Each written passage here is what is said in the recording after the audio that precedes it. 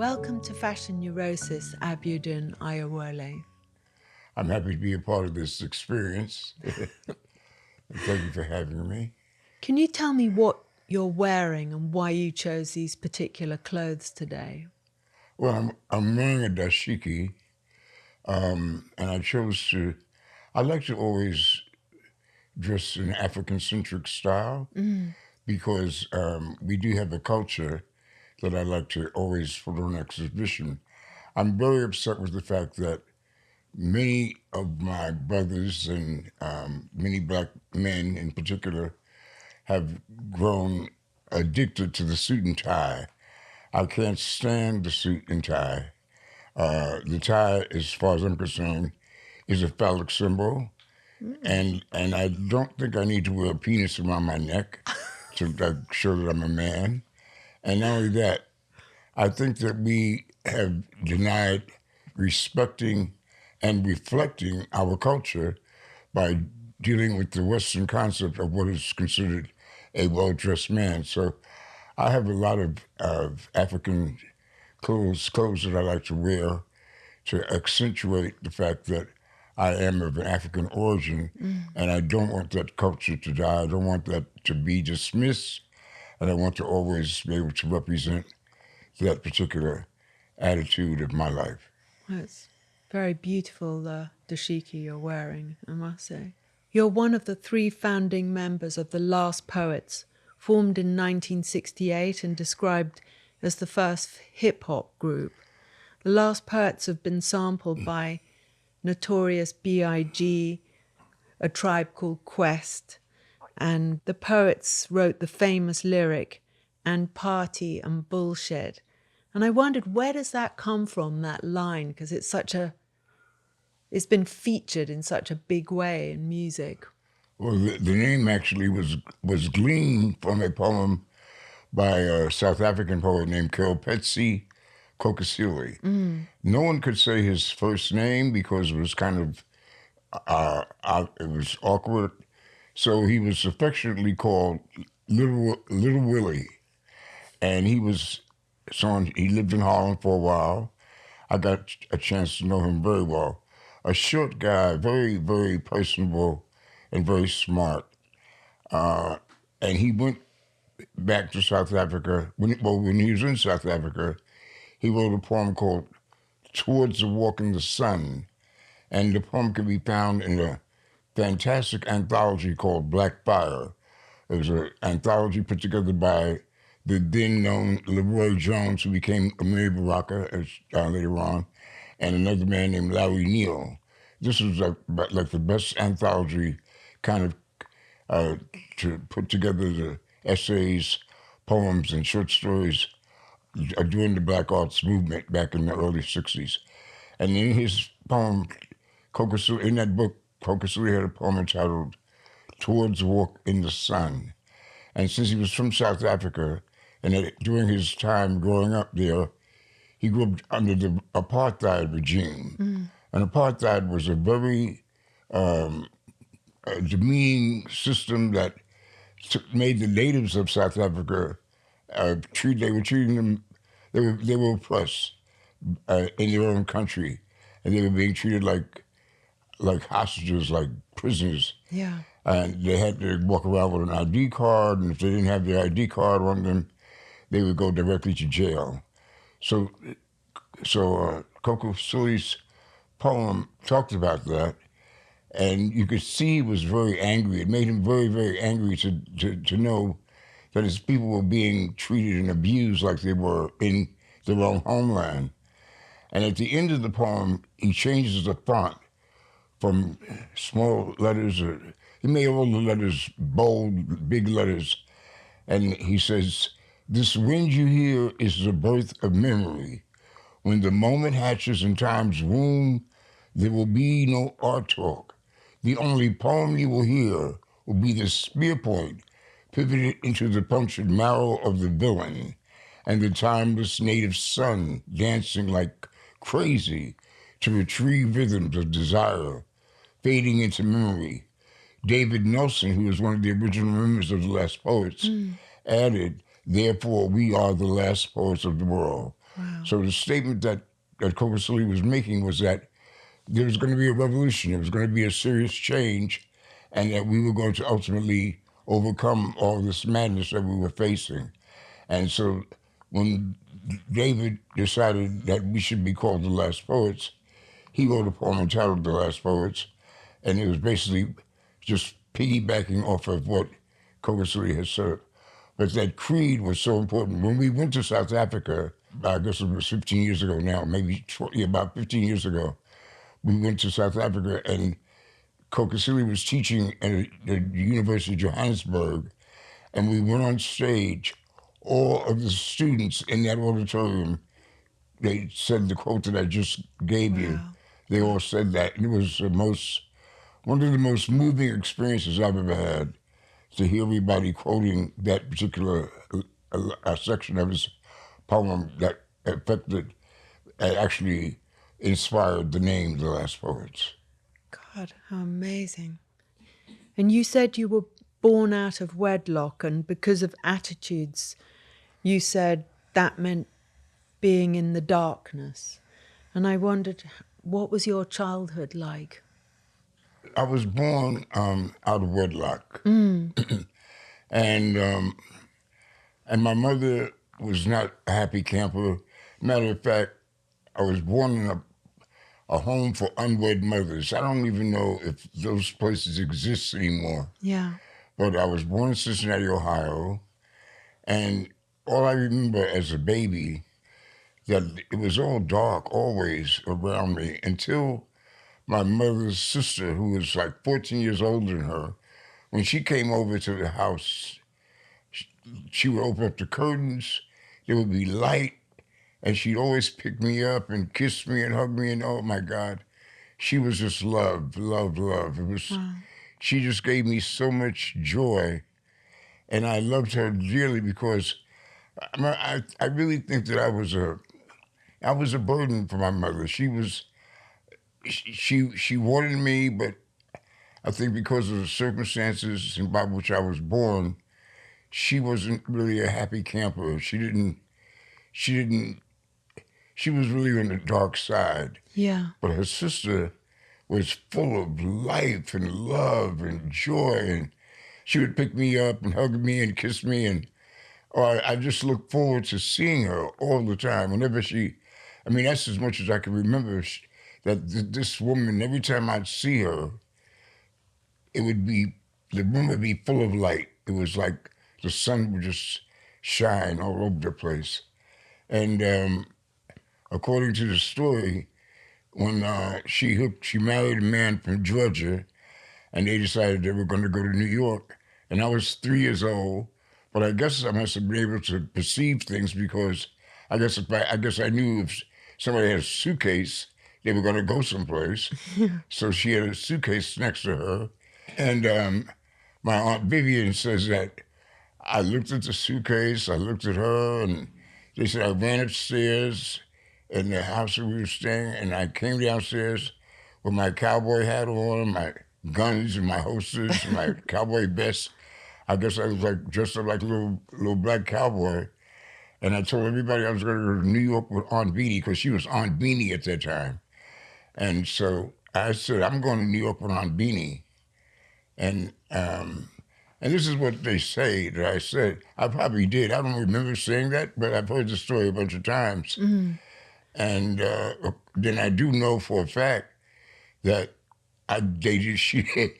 she did not leave Cincinnati without me. I was put in that car. Wow. And I came from Cincinnati to New York when I was 3 years old with my aunt, who became mother, and I refer to my real mother as mommy. So right. My aunt became my mother, my real mother, who is still alive. Matter of fact, she turned 99 on October 24th. She says that the only problem she had with Sis was that she had written her after she had me up here in New York for about a month. She says, why don't I be the mother and you be the aunt? And she said, no way. I am his mother. Yeah. So she would never, just deny me. Yeah. But she knew the love that her sister had for me, and she also knew the love that I had for her. there's this person doing a documentary on my life, and his name is Cootie, and he asked me could he speak to my mother, who's in a nursing home out in Long Island. And so I called my mom because she's Scorpion and she sometimes could be rather cantankerous, and I didn't want her to be, I couldn't barge in on her. So I said, I want to come and see you, but I'm going to bring some young men with me, and they have a camera, and they're going to want to ask you some questions. Are you all right with that? She says, it'll be fine. And so when she speaks like that, I know everything is okay.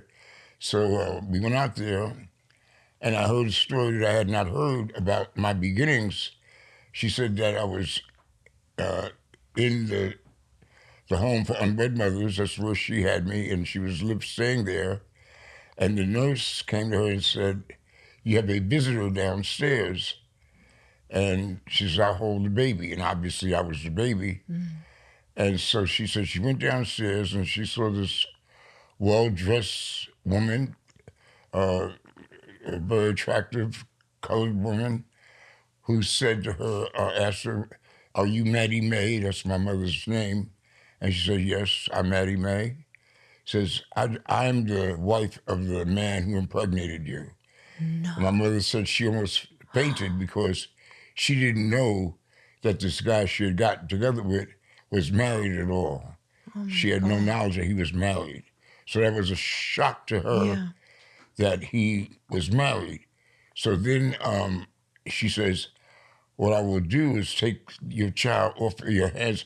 And she referred to me as a burden. I will relieve you of this burden. And I'll raise him in my family, and he'll never know the difference. She said she had kids already by this guy. But mommy said, no, I want my son. And when she said that, it actually almost made me cry because she let me know that even though she wasn't happy with the circumstances, she liked me. She wanted me to be with her. Yeah. And I just had an extra dose of love when she told me that. But then when Cootie Esther says, you kept him, but then you gave him to your sister. Why did you do that? She said, and she was so clear. She says, I gave him to my sister because my sister loved him and he loved her. And it was obvious. And then the other thing is that she had met a man and she had gotten married to this other man that she met. And I was here already, of course. But I didn't like the guy that she married for some reason. Yeah. The energy, the vibe, the spirit wasn't there, wasn't connecting. And she tried her best to get us to blend and bond. And so she told him, his name was Harold. She says, Harold, why don't you take Charles to the barbershop, get him a haircut? And I guess that's a good way to get a child to bond with their father, with the man that's going to be his father. Yeah. So he said, okay. So he took me to the barbershop. And she said she sat at the window waiting to see us walk down the street together from that experience. She wanted to know how it went. And she said she saw us walking back to the apartment, and we weren't holding hands. And I thought that was kind of peculiar, because I guess me being 3, I should have probably been holding his hand, I guess. Yeah. But we weren't holding hands. She said, but we were walking side by side, and everything seemed to be okay. So then when they got upstairs, she says, well, how did it go, Harold? How was it? And he said, I'll never take him any place again, ever, ever. She said, what did he do? What was the problem? He talked to everybody like he was some kind of ambassador, just running up and down the barbershop, talking to people he didn't know, those folks, strangers. Oh my God, he's just out of control. And she looked at Harold and she says, that's who he is, Harold. And that's when she realized that he could not be my father. Yeah. And so that's when she decided to give me to her sister to have her raise me. So she said she said, I called my sister, by the way, and said, I want you to raise Charles. And she said, her sister lived about a mile from her. She said she was there in like about 2 minutes. She said she doesn't know how she got over there so fast. But she got over there just lickety-split, ready to take me right then and there. But she was she was my heartbeat. Her Yeah. sister really was life for me. She was everything that I needed in my life. I mean, at least I felt that in my heart, you know. Yeah. And she was. I mean, she did a lot. Listen, she prepared me for school. When I went to school, I knew how to write my name in cursive. I didn't print. I knew my ABCs, I knew how to count. She was my first teacher. She did a super job. She was really my guiding light from the time that I started living with her. There's no doubt about it. Wow. God, what a story. I mean, incredible gesture of your mother to have loved you that much and given you to someone who was able to show you love in the way that you needed, and well, her sister. Yeah, you know, I had to see that as an act of love, because when you love someone, all you really want for them is the best situation for them. Yeah. And because even though she knew that this guy she was marrying, she said when they got married, she said when the key would come in the door, when you would come home from work or whatever, she said I would tune up. And I guess that was an expression back then that meant that I was getting ready to cry. And I couldn't tell what was on the other side of the door, but for some reason, I just didn't particularly care for this guy. Yeah. Yeah. I first heard your music in clubs when I was a teenager, and then I had your record Right On, and many years later I made this sweater that I'm wearing now with the last poets written on, and I couldn't find out like what was going on with the band. And then after a while I got an email saying, "You're treading in murky waters. Why are you using our name?" So I was thinking, oh my God, you know, this is an homage to the people I admire so much. And then you and Babatunde and Umar came to London, and you came for dinner at my house, and then we made a deal. And I wondered what's the most surprising place you've seen your work crop up? And because I read that David Bowie cited the Last Poets album as one of his all-time top 25 records. You know, that was a strange moment, because someone had one of your shirts on as an actress, and she was on a show on TV, and someone called me and said, "Why don't you tell me you got some Les Paul Powell out?" And I said, "What are you talking about?" One of the actresses, known actress, black actress, had on a shirt that said The Last Poets. And I was, I don't know anything about this. So Umar, when he found out, he got the lawyer in the case and investigated and found out that you were doing stuff with The Last Poets' name on it.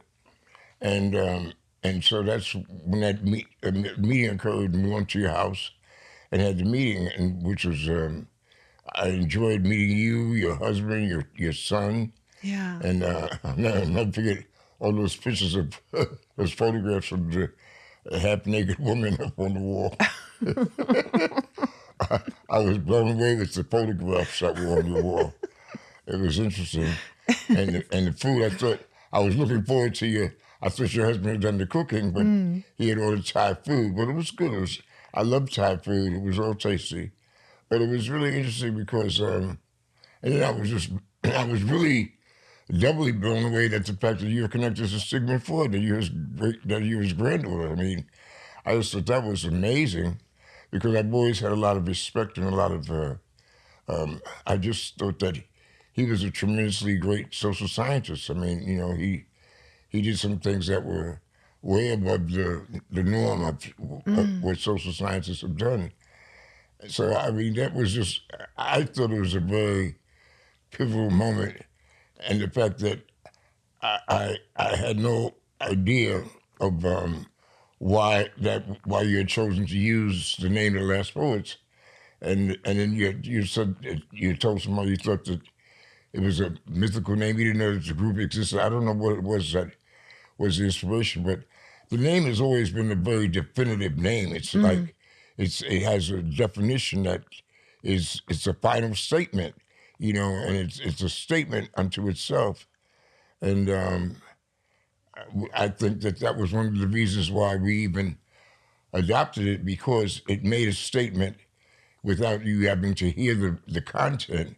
Yeah. If these folks are going to say they're the last poets, that's like saying this is the last, they have the last word, that they're the final call, they are the end of it all, whatever. But it's a definitive statement.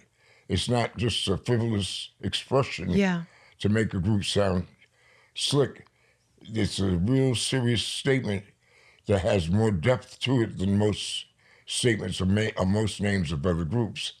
So I was very curious about you and about the whole reason that why you had used it, but at the same time I thought that it was listen, the relationship that was established. I'm very proud of. I'm proud of the fact that I know you and that the stuff that you've been making has been selling, and that we made a deal to at least receive some royalties from that. And I think it's been beneficial. I think it's been beneficial to all of us. And at the same time, the message is constantly being reverberated. I just came off of a cruise, and I was treated like I was the Pope of poetry. I mean, because I did not realize that if you were a recording artist during that period when the Last Poets first came on the scene, you were you were required to listen to our first album just because it was a recording and no one had ever recorded anything remotely close to what we had done. And I didn't realize the impact that we had on the recording industry. I knew that the people had loved it because our first album sold 1 million copies without any kind of social media. Wow. But being on a cruise with groups like the Delphonics and the Spinners and Heatwave and Evelyn Champagne King and Full Force and Isley Brothers and I mean, and the way they were reviewing, the way they spoke about how they reviewed us and how they always looked forward to hearing what we had to say, it really blew my mind because they were all very much in tune. They put us on to do the show on the cruise at 10 o'clock in the morning on a Monday morning. I was very upset. I just said, who in the hell is going to be up at 10 o'clock to come to the world stage? Because on the boat, and this is the Holland cruise line. Yeah. And the Holland boat is, I understand, that's the top of the line of cruise ships. Inside, the world stage looks like Carnegie Hall. I mean, to think that you could build a place like that on a boat. That's amazing. It's amazing. And and we saw the place because we went there for a sound check. I was very impressed. It has tiers, just like with Carnegie Hall. I mean, it was like a major, super state-of-the-art concert hall on the ship. But then when they told us it was going to be 10 in the morning, I said, who in the hell is going to get up at 10? And these folks are partying all night until 1 o'clock in the morning and listening to other groups perform. 10 o'clock in the morning, that's ridiculous. I mean, breakfast with the Last Poets. I mean, this is crazy. I mean, I was very upset. I really was. I was actually very angry. So my niece, who was organizer, she said that the reason was this is the first time they've had poets on the cruise, and they've had a Soul Train has been doing this for about 14 years, but we're the first poets to be presented in the Soul Train cruise. So they weren't sure how this was going to work or if it was going to work at all, because all the major groups were performing in the evening, which is mostly when you perform. And so it just was like a little test, I suppose, but I wasn't happy with the idea. All I can tell you is that morning, the place was packed. Wow. Everybody and their mama was there. It was unbelievable. Oh, wow. And for the rest of the time that we were on the cruise, the ship was buzzing. I would go walk from one section to another, and I'd have to take about 6 or 7 selfies with people because they wanted my picture, and then they were quoting what I was saying.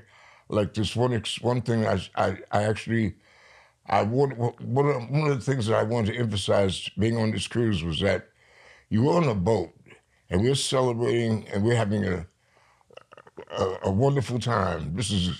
Uh, uh, this is jubilation. We're just enjoying ourselves. We're drinking and partying and just having a great time. I said, and I wanted people to be reminded of the fact we came over here on a boat and we weren't having a good time.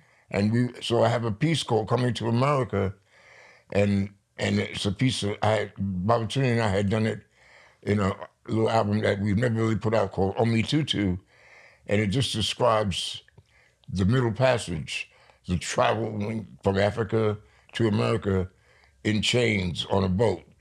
And I break it down and I give you the whole vivid image of that experience being chained together, stacked and packed like lumber on top of each other. And I talk about the bowels and the puke and the piss and the disgust of the people made slaves made a stench in the hull of the ship. I give you the whole breakdown. I talk about the callousness of the slave merchants. And I wanted to give these folks while we were on the ship. So that was the first one I did. And it set the tone for the concert. And it was so riveting. For the next few days, people were coming up to me, just letting me know how it affected them. They were quoting lines. And I even made a statement. I said, we have to stop saying that the white man divides and conquers. He doesn't do that. He conquers the divided. Yeah. And people started quoting me. I mean, I have had more flowers given to me during these last few days than I've ever received. I mean, it was unbelievable. And it was primarily, and I wanted just to remind folks, yeah, we're on a boat, but I wanted to make it clear, but we're gliding over a graveyard of an underground railroad made of bones at the bottom of the sea, because there are a lot of our ancestors decided they were not going to come to the New World, and they jumped overboard. And so they just said, I will wait for my next turn. I don't like this one.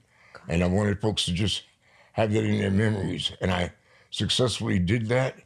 And because of that, our impact, the love, the reverence for us has gone up at least 1,000 notches. Wow. And I had a great chance to experience that. And I'm just grateful that I could do that in this particular moment in time. Yeah. Because when you were 15, you changed your name from Charles Davis to Abiodun Oyewole. Yes. And I wondered what happened at 15 and what made you want to explore. Well, what happened is, I went to an all-boys high school on 59th Street and 10th Avenue. And the moments of freedom that I had were days, if you had a half a day, you didn't tell your parents because they would expect you to be home, the half a day. So a half a day was free time. And ever had a half a day, me and a friend of mine we'd go to one or two places, either go to the village to see the beatniks and all the freaky people that were hanging out in the village, or we come to Harlem. Because I was raised in Queens, New York. And Queens is just a residential neighborhood. It's quiet. It's nothing much exciting happening in Queens. But Harlem was vibrant. Harlem was unapologetically black and powerful. Just had a certain energy. And we would come to Harlem just for the excitement of it all. And there was an African-looking edifice on 119th Street and Lenox Avenue, and I was, the only thing I knew about Africa was watching Tarzan movies. So I started saying all the stuff that Tarzan used to say on TV. I'm standing in front of this stair. I'm saying, "Buwana, Buwana, ooga booga, ooga booga." I'm just acting a fool. I'm acting silly. And this light-skinned guy wearing African clothes came out. And he was a light-skinned black person. And I'm saying he doesn't look African, because all Africans were dark skinned and just, he didn't have a stereotypical African look to me, but he was fully dressed in African garb. And I remember he had a cigar he was smoking a cigar. And he said, why don't you come inside? You might see something else that would interest you. I know he heard me clowning the place, Yeah. but he was very cool. So he brought me in. So I went inside, and then it was kind of spooky because there were masks all over the place, and it was just strange. It was really a lot of African art, but had never been around a bunch of African art, like some statues here, and just had a different kind of vibration. He gave me a black stone to hold in one hand and a white chalky stone to hold in the other, and he told me to shake and separate. So I shook them in my hands, and I have one in each hand, and I would they say, and then just hold them in your fists, and when I point to your fist, open it up. So it was a process. He'd point to my right hand, and I'd open it up, and he would see what I was holding, and he'd write something down, and he'd point to my other hand and do the same thing. That went on for about maybe 5 minutes, maybe 10 minutes. And then he says, well, your name is Abiodun Oyewole. Wow. I said, no, it isn't. I said, my name is Charles Davis. They call me Chucky. Matter of fact, Lucky Chucky, because I had made a great jump shot that won a game for us. So I said, Lucky Chucky, because it was like a lucky shot, but it went in and we won the game. And I like the fact that my name was Chuck. And so, and I was happy with my name. I had no problems with that. And now this guy's saying my name is Abiodun. He said, no, that's your slave name. I said, I'm not a slave. He said, we have names that were given to us by the people who colonized. He gave me some history that I had not heard, I didn't know nothing about. And then he said, well, listen, if you decide to use it, he wrote my name down the way it was spelled. Then he wrote it down phonetically so I could say it. And then he wrote down the meaning of it. So Abiodun, he who brings joy into the town is what my first name means. It's a name given to a child born during a festive occasion. So if a child is born during a festive occasion, that's a reason for more celebration. Wow. And then my last name, Oyewole, means good fortune follows me.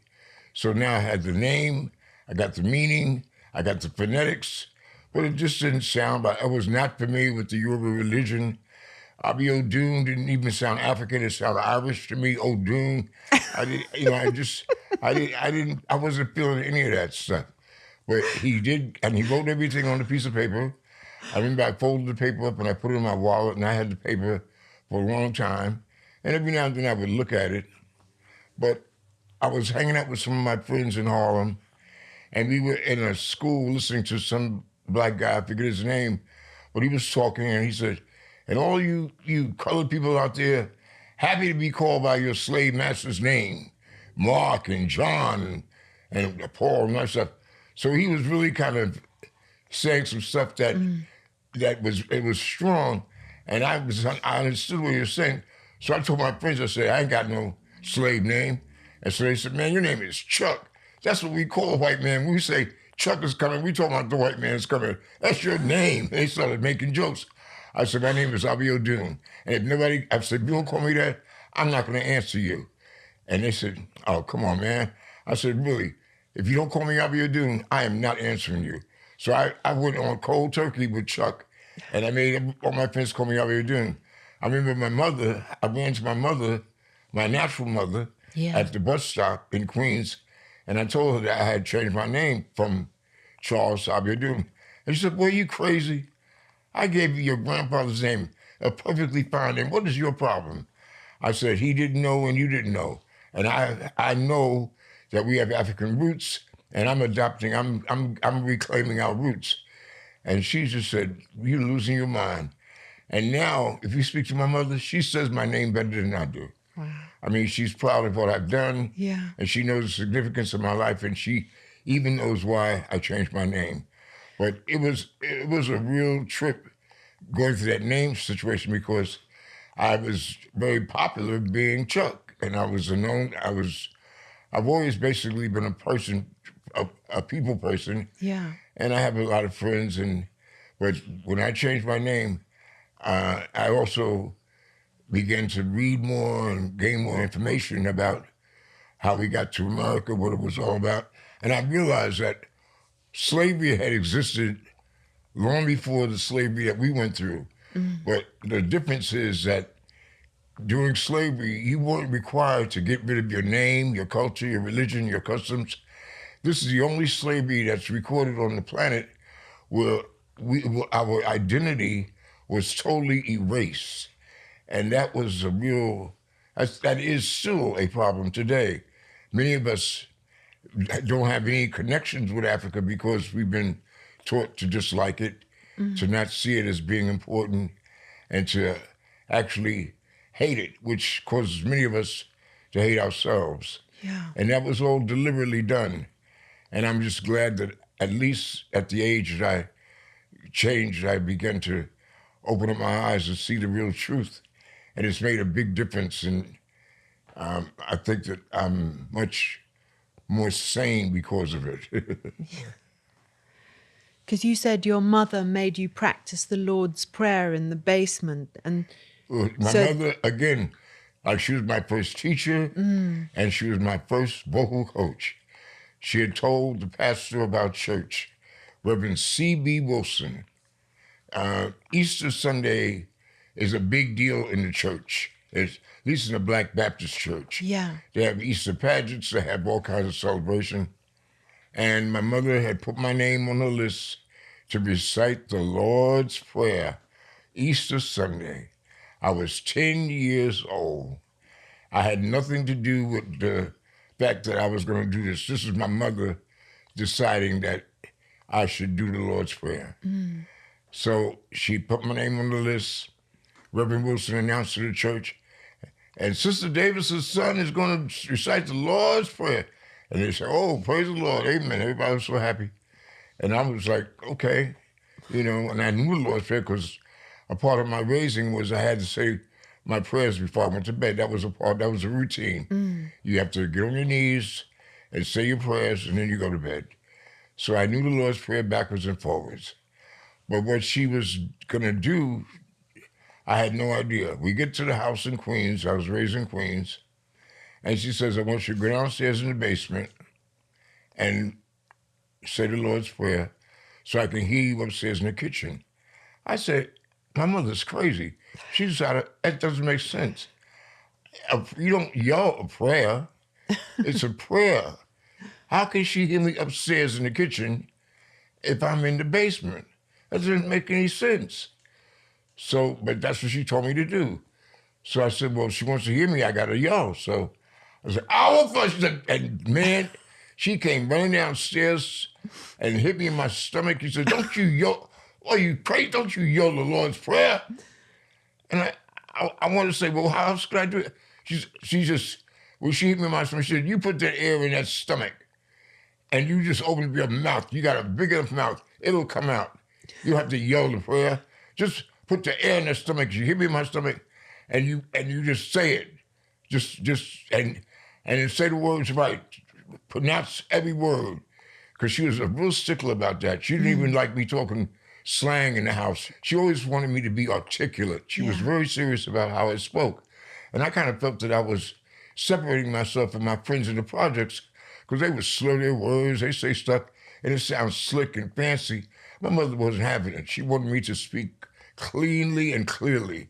And it was a trip. But anyway, I said it exactly the way she wanted me to say it. I have to go back over phrases. If I said, our Father who art in heaven. No, say it different. I said it different. Who art in heaven. I said, okay. So I have to go back. We went to this whole pattern. So when Easter Sunday came, Reverend Wilson took the microphone that's usually his mic at the pulpit when he's talking to the congregation. So he took it down, he put it on the floor for me to recite the Lord's Prayer. My mother jumped up and she grabbed that mic and said, he don't need no mic. And the church went crazy. Wow. They said, woo, praise the Lord. And here I am at 10 years old, without a mic, reciting the Lord's Prayer in front of at least, there must have been about maybe 1,000 people in that church. No. But I realized that my mother had set me up to run my mouth. That's so fantastic. Amazing that that story has gone into oral history, that they're still talking about it. It was absolutely, I mean, I learned how to project.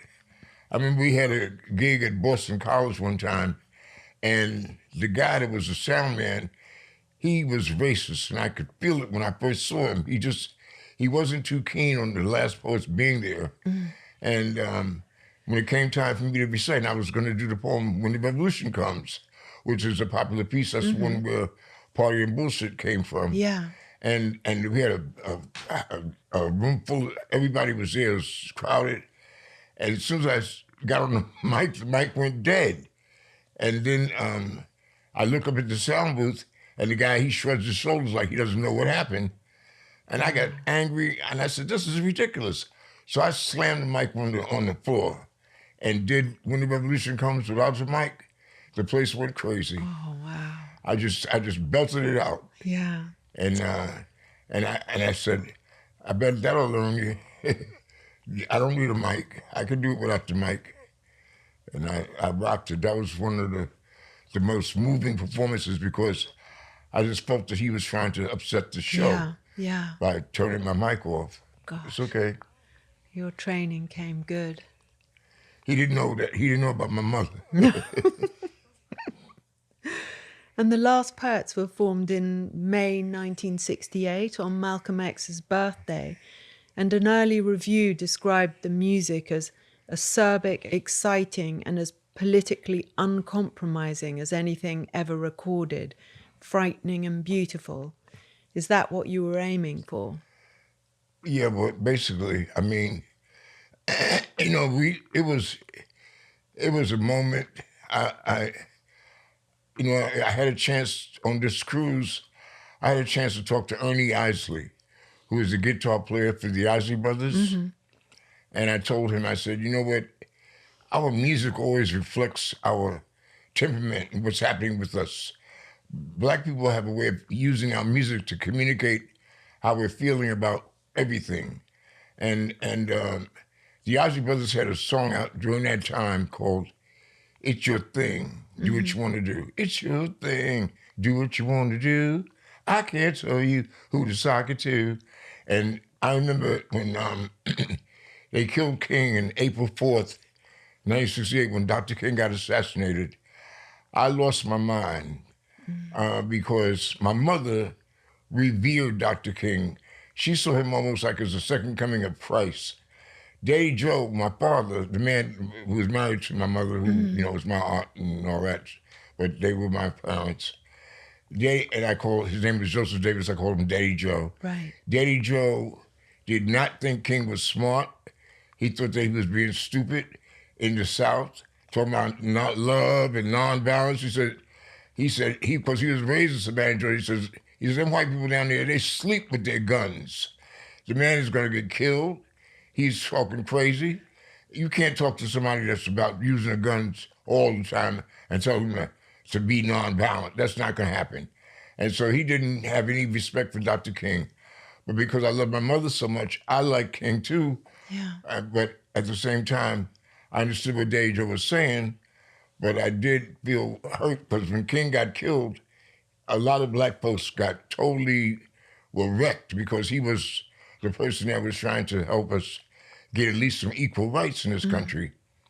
So I called, David and I had met each other a year before the group started, because he was the director of an anti-poverty program, and I worked as an assistant director. That was one of my first jobs just before I went to college, as assistant director of recreation. In other words, if the kids want to play basketball, I get the basketball, go play basketball. If they want to play volleyball, I get the volleyball. Whatever the activity was, I simply handled the equipment and played with the kids, and I got paid for that. And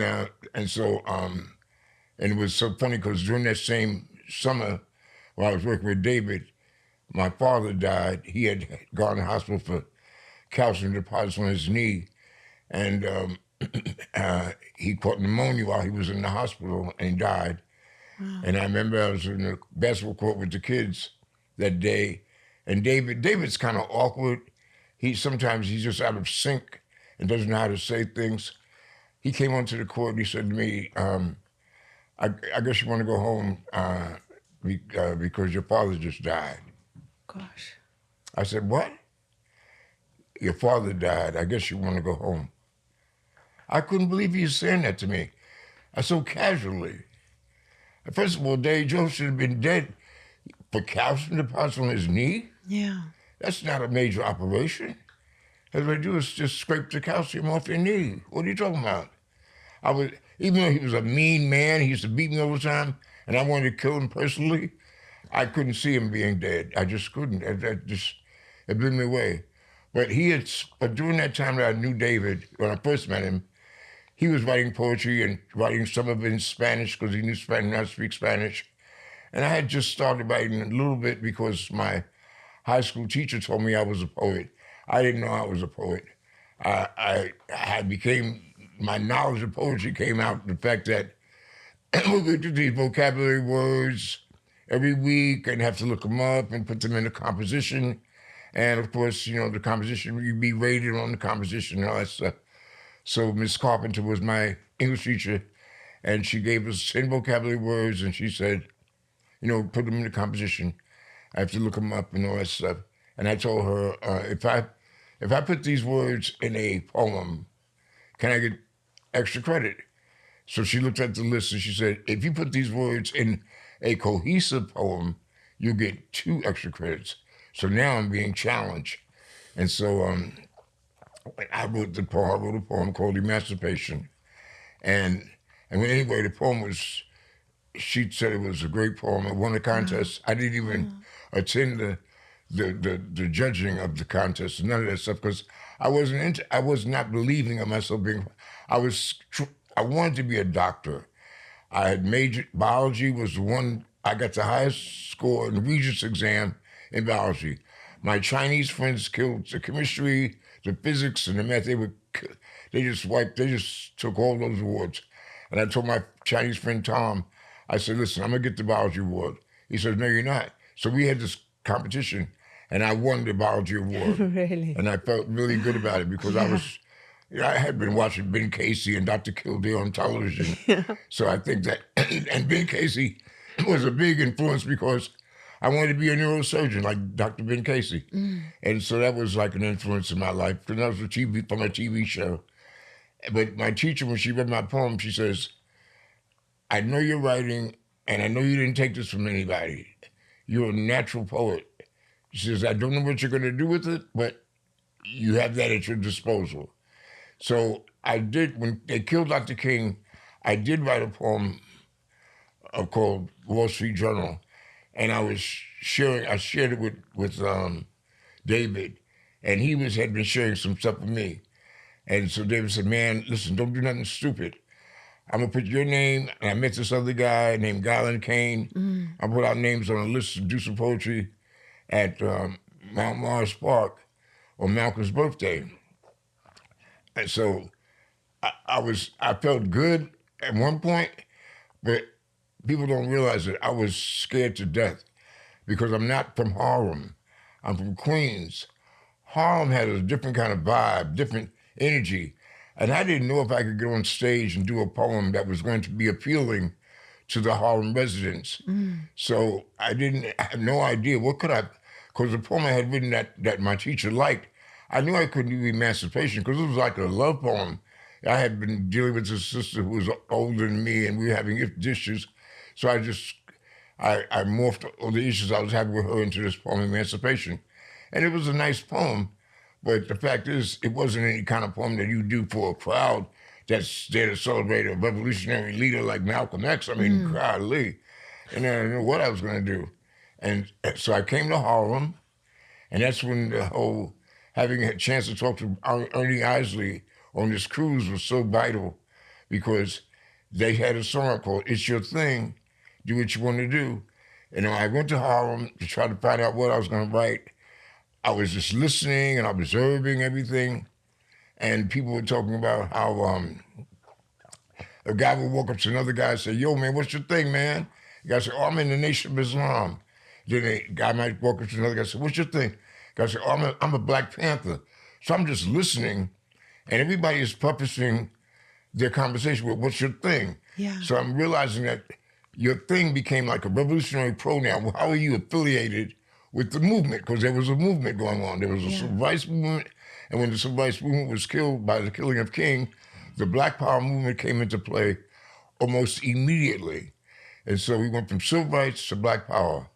And so then I put that together, and I went home and I wrote a poem called "What Is Your Thing, Brother? Is it a black thing? Will it save black women and children? Will it build a black nation? What is your thing? Will it make brothers love sisters more?" I just dealt with all the issues that we were having with each other, Yeah. and I referred to it as your thing. Is your thing doing that? You know, or you ain't got no thing at all. And I played with the word thing because that was a part of the theme of the whole piece. Yeah. And so that became the very first poem I did with the Last Poets. It worked out because I also had this idea that since David wanted us to be a group on stage, we didn't have a name, but we were to go up on stage as a unit, because this whole idea, which David has wonderful ideas. He's a great dreamer, but dreams don't live on their own. They have to be activated. Yeah. So I said, well, in order for us to be seen as a group, we've got to go up on the stage as a group. I said, let's see if we can sing together. Well, I had an idea for a song but David couldn't hold a note. If you handed it to him, Kain was tone deaf. I was the only one that could really sing, but I had seen a chant. I'd heard a chant being done by some students at Howard University. Howard University had a president that they didn't like. They had an effigy of him hanging from a tree, and they were marching around the tree, chanting and singing, "Are you ready, niggas? You got to be ready. Are you ready?" And I'd never heard the word nigger on TV before, because when they advertised this demonstration at Howard, they had them doing that chant, and it blew me away that they actually played that on television. But Kain had a poem entitled "Niggers Are Untogether People." David had a poem entitled "Are You Ready, Black People?" And I had my poem, "What Is Your Thing, Brother?" So it all seemed to fit with the idea of us singing "Are You Ready, Niggers?" And so I just told David and Kain, I said, let's all chant, "Are you ready, niggers? You got to be ready. Are you ready, niggers? You got to be ready." And so, and we go on stage chanting that, that will confirm the fact that we are a group. And then there was this guy named Hakeem on the drums, and the dancers had just finished performing, and he was packing up, and I told him to stay and play behind us. And he played a beat, gave us a beat. Wow. And as they say, the rest is history. Yeah. By the time we got to the middle of the stage, the entire park was singing, "Are you ready, niggas?" It was a moment that I'll remember forever, because it put us on the map. Yeah. And then David was the one that did the research for the name, and that's when he came across Kokosili's poem. But that was the beginning, and it was a special moment. Because when your first album came out, you were actually imprisoned for robbing the Ku Klux Klan local offices to get some bail money to release some friends. When the album came out, I was locked up, I was incarcerated. And that was a real, I kind of felt like I was missing the revolution. Yeah. It was kind of funny. God. But I was also getting a wind of how impacting it was, because guys were coming in prison quoting me, and I couldn't tell anybody that was me they were quoting. But there was one guy who I befriended. He's from Charlotte, North Carolina, named Jonathan Bird, and he came over to my bunk because I worked in the prison hospital, and we lived in a dormitory. And he came over to my bunk and he said, "New York, New York, the Big Apple." That's one of the pieces on the album. That's one of the pieces I wrote. And my name in prison I had two names, New York, and the other name that they would refer to me as was called The Writer. I was called The Writer because I wrote all the time, and plus I had about 12 wives while I was in prison, because there are a lot of guys that couldn't write, and they wanted somebody to write letters to their wives to keep their marriages going on. So they would pay me 5 pieces of plastic, which is like $5, to write letters for them to keep the communication between their girlfriends or their wives. And I'd have to hear stories, of course. So I got stories that they couldn't even put on TV, about the relationships that they were having with these women prior to them being busted. So I had some juicy stories, oh my goodness. And I would write in the language that they spoke because I didn't want them to think that this was a ghostwriter. I wanted them to think that the letter came from that person. I even misspell words sometimes just to try to make it sound like they did it, Yeah. And but this day, when Bird came over to my bunk and said, New York, the Big Apple, I couldn't take it anymore. So, and because I was talking to him all the time, because he was enchanted by the fact I was always writing, and he said, what are you doing, writing a book? I said, yeah, I'm writing a book. He said, man, this is the third time on this bid, and I've been wanting to write a book about my experiences. But I said, well, what are you talking about? You want to write a book? You in here. You might as well just go and start writing, man. I'm not going to serve time. I'm going to get time to serve me. So he said, wow, that's a good idea. That's great, man. I like that idea, that the way of thinking. So he would write his book during the day, because we both worked in the prison hospital, and you don't have anything to do sometimes. You're just sitting at the table with the gauzes and the alcohol, whatever your patients might need. But you got time. So I would write, and then we would share what we wrote in the evening today. So that was like our TV show. We were entertaining each other, and we were making progress with our writing. And so when he came in my section and he said, New York, I said, boy, that's my shit, man. He says, what do you mean? That's mine, man. I know the whole poem. Man, them cats are bad. They from New York. I said, that's where I'm from. He says, New York, are you okay? I said, yes, I'm fine. He says, look, you were in here when I came in here. This album just came out. I said, but that album was recorded in 1969. It's just been released now in 1970, but it was done about 6 months ago. He says, are you all right? I said, yes, I'm fine. So now I know it's difficult. I'm in prison in North Carolina. These guys are from New York. This is a product that came out of New York City.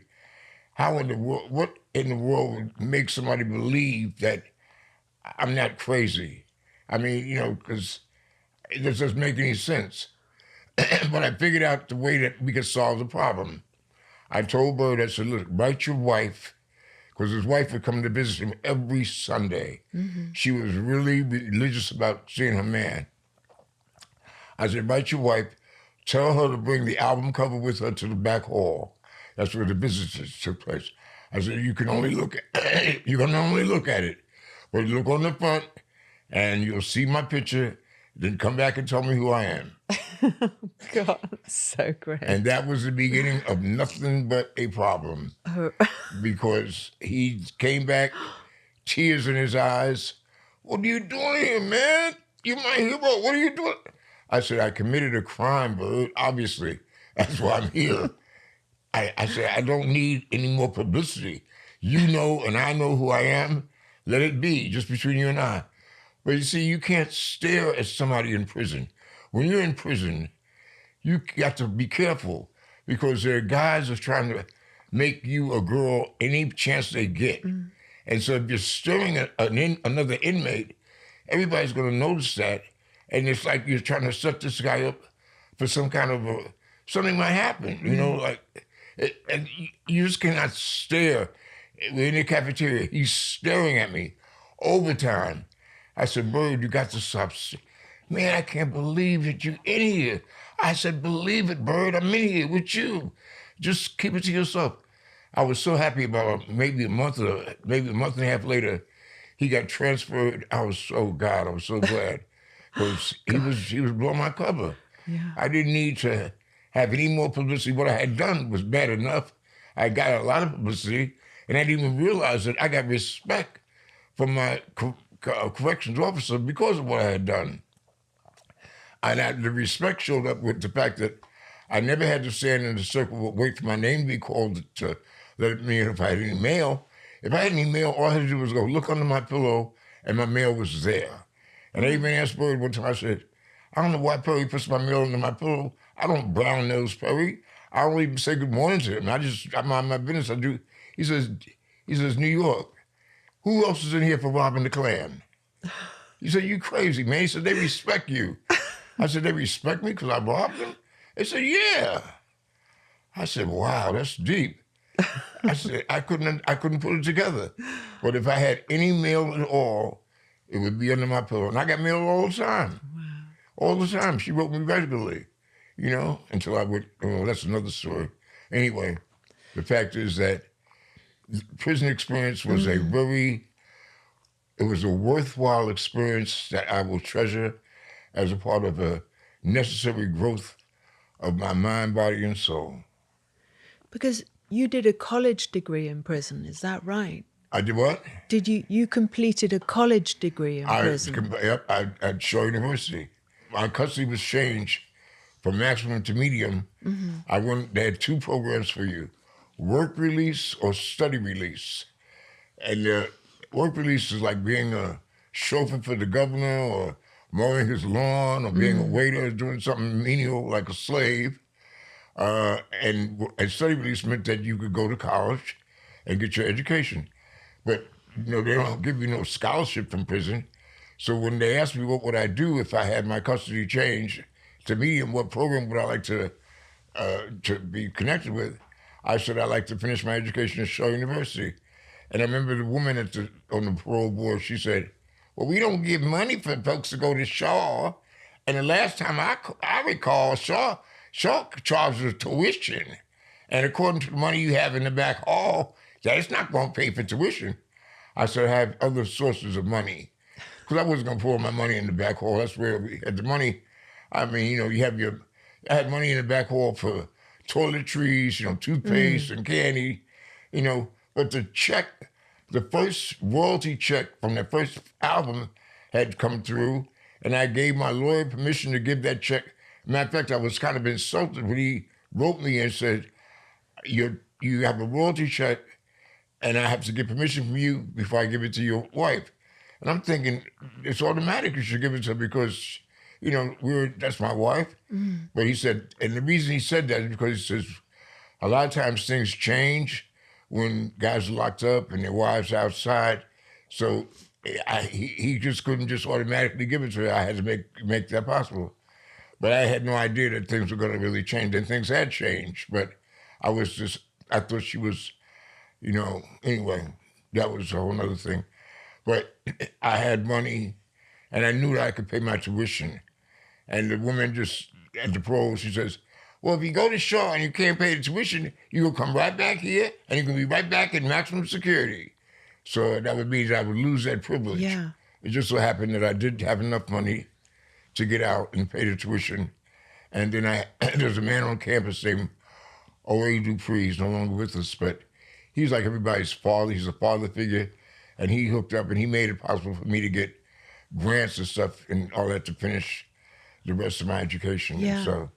And I made it through financially. I had no problem. Incredible. But it was an experience. It was a real wild experience because much of the money that I thought I called BG up and said I need $5,000. I wanted to buy some clothes, because I wanted to look nice, and pay the tuition.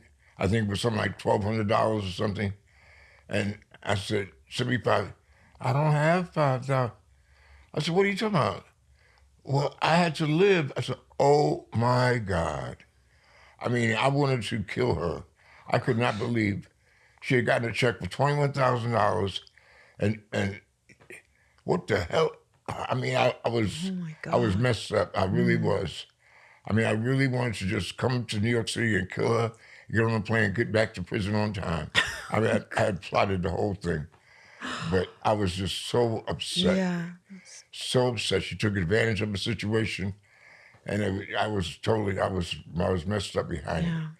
But anyway, things worked out, and I've even apologized to her because I was saying, because I was suffering, because I couldn't be with anybody, I was locked up. I wanted you to be locked up too. I said, that's unfair to you. I said, you needed love and comfort, and you found someone to give you that, and I should have not been so selfish to deny you a natural pleasure. And I just want to apologize. And I did. I apologized to her. Because I'm sure I'm not the only one who has done that. Because I asked her when I was given the time, when the judge said, I sent you to no less than 12, no more than 20 years. I was 22 years old, and I looked at her, I said, I'll be out when I'm 25. I said, you're going to wait? She says, I'll wait. So I was good to go. Yeah. At least I felt everything was going to be okay. But she didn't wait. She hooked up with somebody about 6 months after I was in there, so. And the problem was that they were also trying to get this person to have my son call him daddy. Oh, no. And that messed me up too. So I was angry for a minute, but I got over it all because my son and I are super close, and that, all that stuff is water under the bridge. Yeah. Gosh. Because you said you fell in love with poetry through Langston Hughes, and I read that you started writing poetry to impress women. Do you still do that? Oh, yes. Langston Hughes was without question. I think the first poem I read by him was A Dream Deferred, because that's the poem that opens up Lorraine Hansberry's Raisin in the Sun. And I was introduced by him. My English teacher introduced me to Langston Hughes. And I just thought his poetry was so lyrical and so rich. And Negro Speaks of Rivers, oh my goodness. It's a classic. I mean, that's still, for me, one of the best Black history poems ever. And it's short, but he uses the rivers to talk about our history. Every river that he mentions, from the Nile to the Congo to the Mississippi, they're all really just metaphors to speak of the places we've been and the experiences we've had. Yeah. And he uses the river to describe that. And it's just so special. And his work, he was a real people's poet. He could speak directly to the pulse of the people. And if you're a poet, and you're a poet for a particular group of folks, you got to know that group. You got to be around them. You got to feel them. You got to taste them. You got to smell them. You got to know their rhythm. And that's the fascination about being a poet, to be able to just morph yourself into the spirit of the people that you're trying to write about, so that they can understand better. Because, see, the poet really doesn't tell you anything new. The poet tells you what you think you know, but they just make you see it in a way that you've never looked at it before. Yeah. So that's what all poets, T.S. Eliot, Fuller Gay, Eli, all the poets provoke thought. If you're a poet and you don't provoke thought, you're not a poet. Stop saying you're a poet. Yeah. You must provoke thought. And the thought doesn't come from a foreign place. It comes from someplace familiar, but it makes you recognize how deep that familiarity can be, that you didn't search, you didn't go as deep as a poet. One of the people that I'll always revere in my life is Khalil Gibran, the Lebanese poet. The prophet, if you're a poet, I don't care what ethnicity you are, you've got to have the prophet in your library. Yeah. And he saved me from going crazy about my children. When you say, speak to us about children, he says, your children are not your children. They're the sons and daughters of life's longing for itself. Wow. That is absolutely true. And yet we always try to make our children be what we want them to be. They got their own path. I don't know what their path is going to be. And as a parent, you have to let your children go and find their own way. And hopefully, if you have a relationship with your child, you'll really be close. But you cannot determine what your child is going to do. You do not know their path.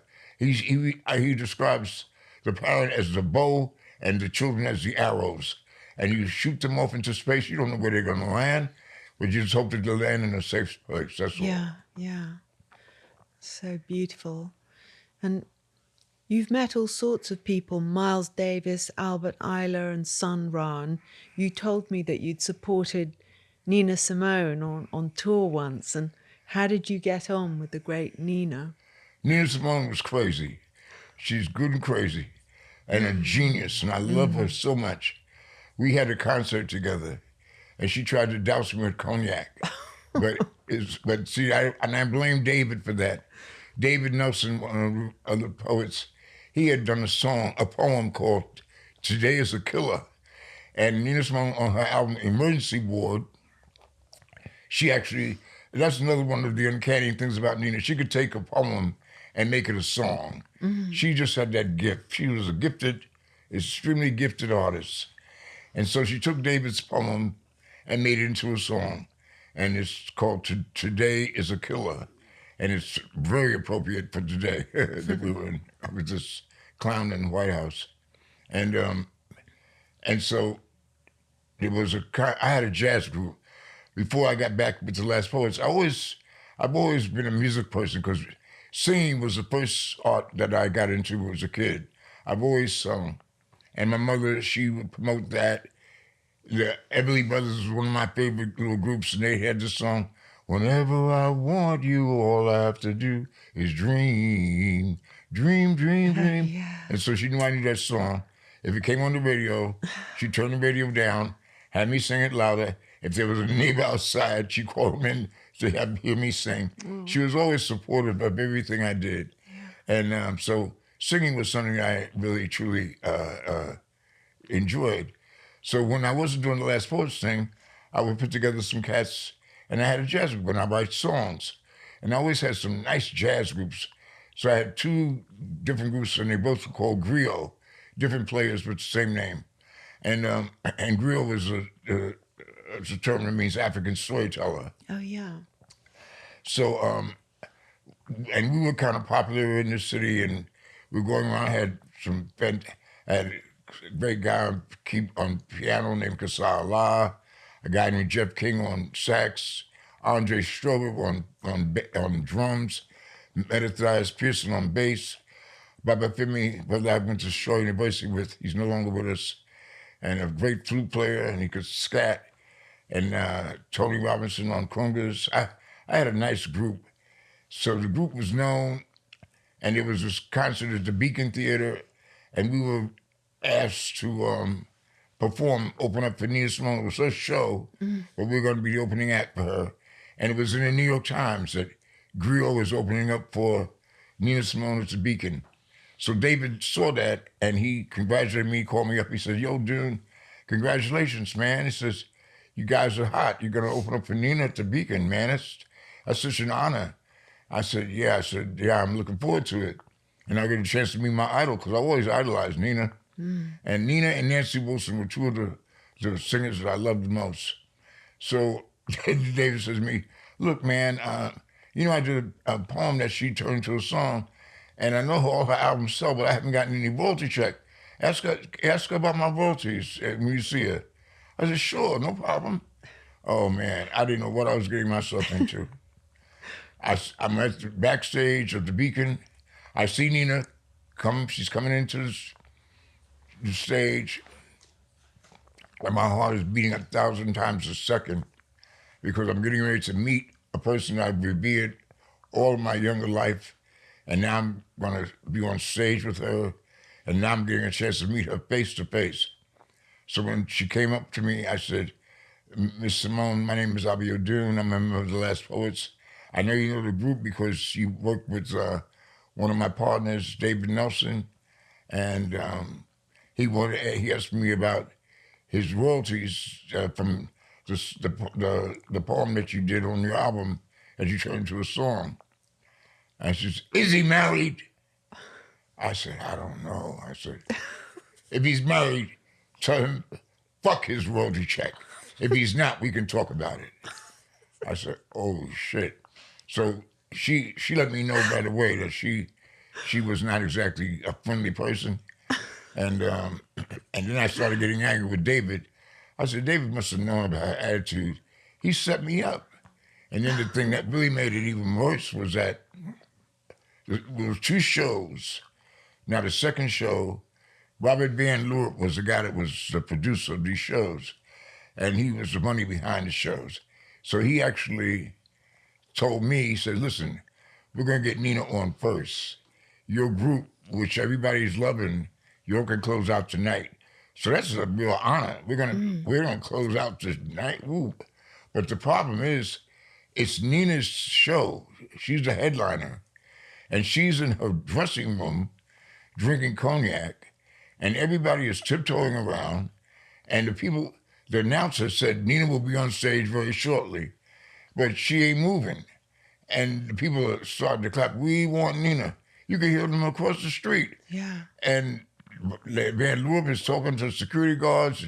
Nobody can make her come downstairs. I don't know what they were afraid of, man. And I'm starting to think to myself, because this is her show, she can drink cognac for as long as she want. Then she go on stage and play for as long as she want. And at the end of her playing, it might be 12 o'clock. And I know that after 12 o'clock, you have to pay the stagehands, everybody else, time and a half. And I don't know if Van Leeuwen's got money to pay extra money, and we might not get a chance to even go on. Yeah. So I said, no. I said, there's got to be at least 200 or 300 people out there that want to hear my group. I'm going to go and get Nina on that stage because I don't want to miss this opportunity to perform. So I go in the dressing room. I say, Nina, I said, I know you hear these people applauding for you to come on stage. Who is this man? I said, I'm Abiodun. I met you downstairs. You know who I am. I'm Abiodun, the last person. I'm going to ask the people if they want to hear a goddamn Last Poet or Nina Simone. I said, don't act so stupid. Why are you doing this? I said, people are waiting for you. They waited for me. They'll wait longer. I said, oh, my God.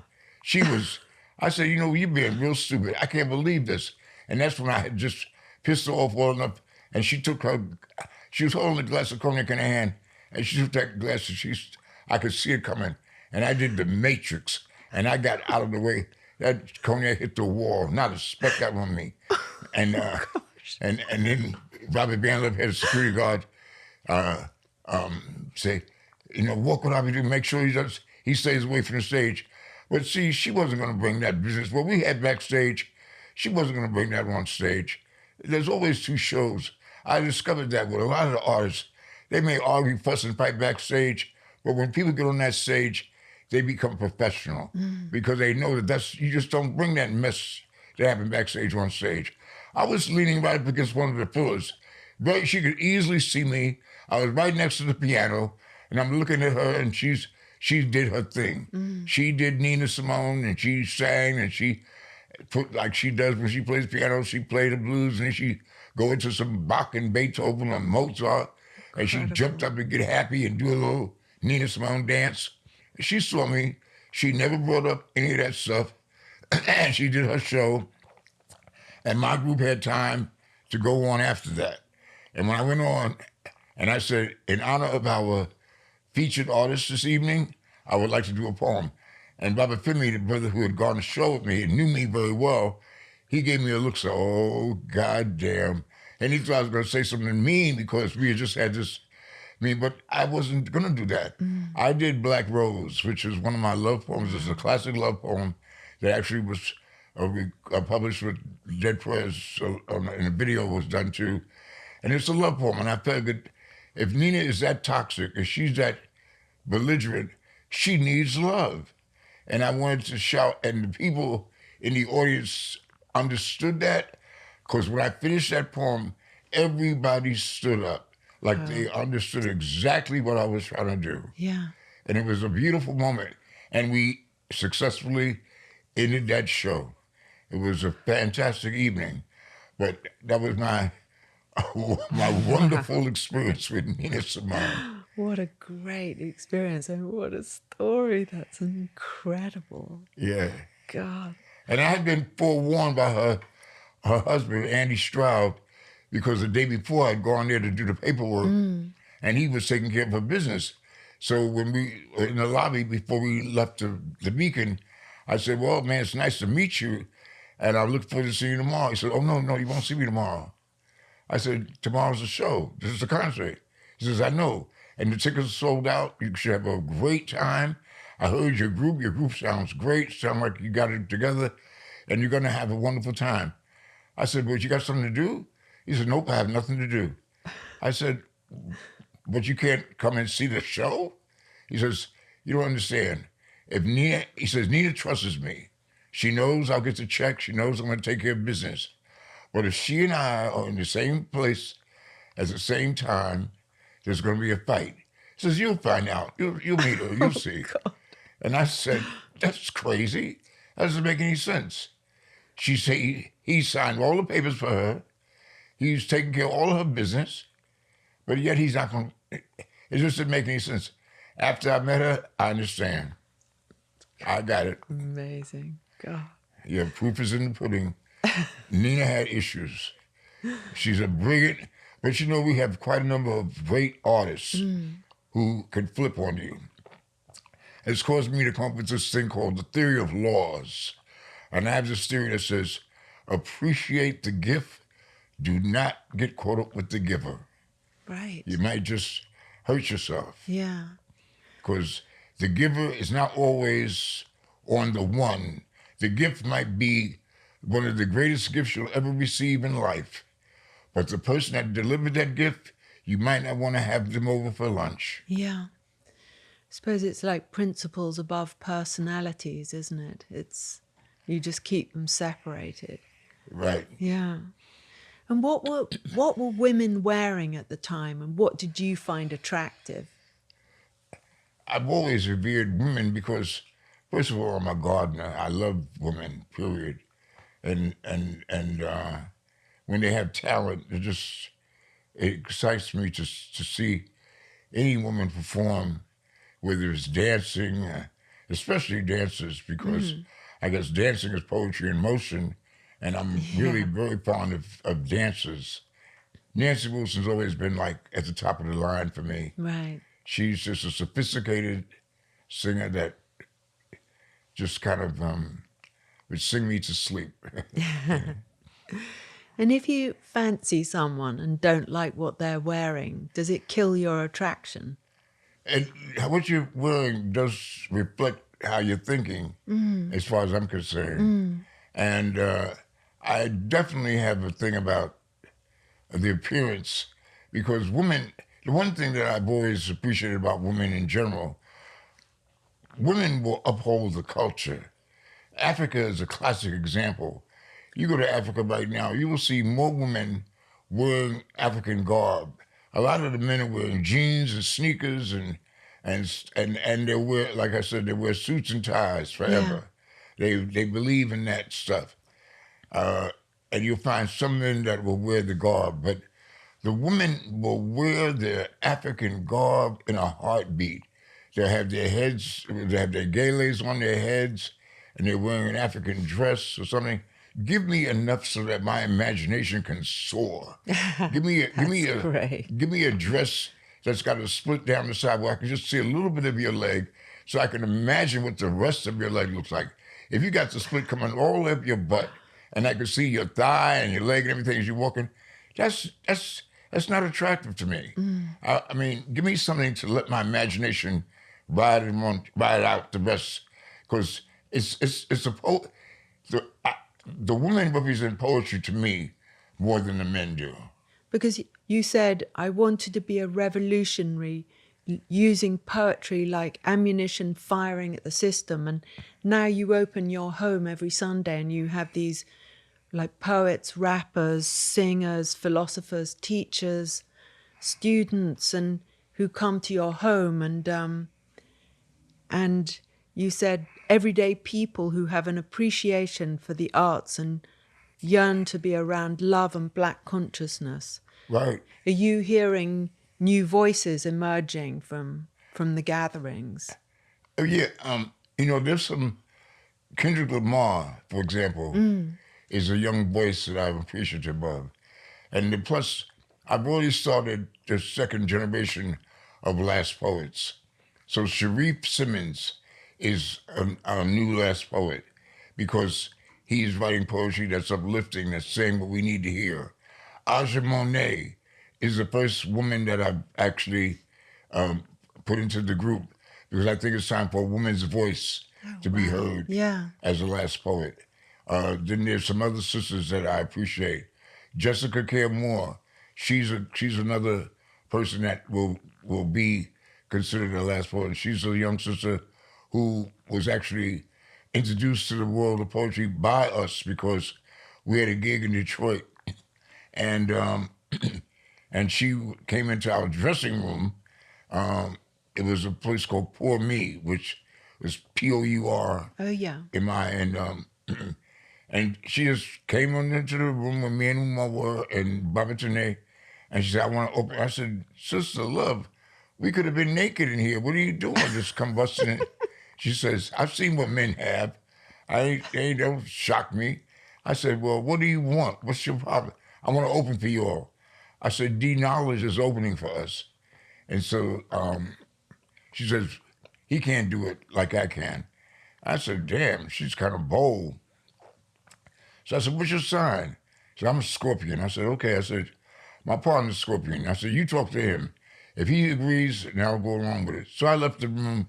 I had to talk to Umar. And so when D Knowledge came on stage, he was introducing us and he was giving us all this lavish introduction. Jessica came on stage and she said some things. And then she did a poem called Black Girl Juice, which was a monster poem. And at the end of the poem, she says, matter of fact, she describes this juice, the essence of her coming out in a juice form that you can get if you have an empty glass. She says she has some black girl juice if you ask, and she can pour into your glass, whatever. And guys run to the stage with their cups and all. It's just crazy. I mean, but she's a great poet, and she's got some real good imagery. She really knows how to write poetry. There's no doubt about it. So I told her, I said, "Well, if you decide to come to New York City, here's my address and phone number, and I'll hook you up with the poet community." Because I always work with some young poets. I gain a great deal. I want to be in touch with the energy, with the young people who need to know how we can move forward. And I, since I'm one of the older people, I think it's my responsibility to try to bring the young people along. Yeah. And so I've always had a crew of young folks around me. Plus, I played basketball until I was like in my mid 60s. So, I'm a big basketball fanatic. Really? And so the kids loved it because I was good. I was still shooting great jump shots. And so I gave her the address and phone number. And about 2 weeks later, somebody's at my door, opened it up. It's Jessica with a suitcase. I said, "Oh, wow, you came to New York." She said, "Yeah." I said, "Well, where you stand?" She says, "Here." Oh, I said, "Here." I said, "I got sons. What are you talking about?" She says, "Boys don't scare me." Anyway, she stayed in my house for about a month. She finally got her own place. And then she decided to go on the Apollo at amateur night, it can be devastating. And she's going to do poetry. And she said she needed to use Babatune, our drummer. I said, "Nope, nope, nope. I'm not going to have him in that mess." I said, "You're going to go on that stage by yourself and do your poetry. I think that they'll like you." I said, "I hope they do, because if they don't, it's going to be, that's something you have to deal with. But I don't want Baba in that. That's on you." So that young lady went on that stage and turned it out. She won 5 weeks in a row. No. So she's a legend in her own time, because Wow. no one can claim that they've gone on the Apollo stage and won 5 times in a row doing anything. And she did it doing poetry. And I went to the last show that she had, and I understood what was happening. She has a poem that's called The Black Statue of Liberty, because the Statue of Liberty was sent over. A lot of folks don't realize the Statue of Liberty was sent to America by the French for the freedom of the Africans from slavery. Yeah. A lot of people think it was sent over because America had freed itself from England. No. The Statue of Liberty was originally, the face of the Statue of Liberty was a face of a black woman. And it was changed because you could not see no 60-foot woman, no 60-foot black woman in the harbor of New York. That was just not going to happen. And I tried to tell these nuns that, because I was doing a workshop one summer with some nuns, and they just, one redheaded Irish nun, she just says, "That's hard for me to believe." And I said, "I know you think because I'm black, I'm just making up stories, black stories." I said, "But since you're going to see the Statue of Liberty tomorrow, look at the base of her gown and see where the chains have been broken. There's only one group of people who came over here in chains. And I think we can agree to that, right?" And so she said, "Yes." So I said, "Because the Irish didn't come over here in chains, Neither did the Italians. Even though the Irish and the Italians both were treated badly, they were not in chains. We were in chains. And she came back, she had tears in her eyes. She says, I didn't know. I said, a lot of people don't know. So Jessica has a poem called The Black Statue of Liberty. Yeah. And then but in her poem, she says, I want to see the words, go strong black woman when the Goodyear blimp flies by. And because the image is so profound, and we've all seen the Goodyear blimp with its messages, the women jumped up out of their seat and they start clapping. They want to be celebrated. So she gave a great celebratory line to them that they responded to immediately. And that's how she won the Apollo 5 times, because she was singing praises to the women. Yeah. And they appreciated that. And so she can call the Apollo any day of the week and get a setup to do a show there almost whenever they got free time. She can get in here. Right now they're renovating the place, but she's got special privileges because of what she did. But she's another person that would be considered the last poet, because it's really like a philosophy that I would like to see a whole fellowship throughout the world, and people of different cultures, white, black, Latino, but people who are really ready to place humanity at the top of the chart. Because right now I see the world is divided between those who are human and those who are inhuman. It's usually the morality that takes a country down. Yeah. When your morals fall flat, that's when the country starts to fade. That's when things fall apart. Yeah. And that's what's happening in America, and it's happening in a few other places. And I'm concerned about the morals of humanity, because I like people. I like people. When I go places, people say, dude, you travel so much. What do you get out of traveling? I meet angels everywhere I go. I've never been any place where I have not met an angel. I was in a place called Spa, England, or I think it's Spa. It's someplace over there in England. And you know what I'm talking about? Bath Spa. And anyway, we were staying in this house. This guy had a fantastic garden, which I was enchanted by. He had all these beautiful plants and flowers he growing. And we were going to the house. The woman ran upstairs and she saw me I had on a mud cloth crown. And the woman ran upstairs when we walked in the house and said, oh my God, I hope I didn't scare her. And she comes down with a mud cloth jacket to match my crown. She said, this must be yours. I got this when I was in Mali, but it's a little too big for me. I think it'll fit you. It fit me perfectly. Oh. I have it in my house now. Wow. And I said, wow. And she says, and I saw on social media that you like chocolate chip cookies. I made some chocolate chip cookies. I hope you like them. I mean, it was nothing but love. Yeah. Pure love. How can you deny that? I mean, come on. I mean, that's what life's supposed to be about. And that's what being a revolutionary for me is about. Yeah. Humanity versus inhumanity. And that's where I'm coming from. Yeah. You know, I say that there are two tribes on the planet. There's a dog tribe and there's a God tribe. And I'm a member of the God tribe. And I know quite a few people, they got nothing to do with your color, your ethnicity, are members of the dog tribe. I can't use that. The dog is cool, it's as nice as a pet, but the dog is not running things. I'm sorry. Yeah.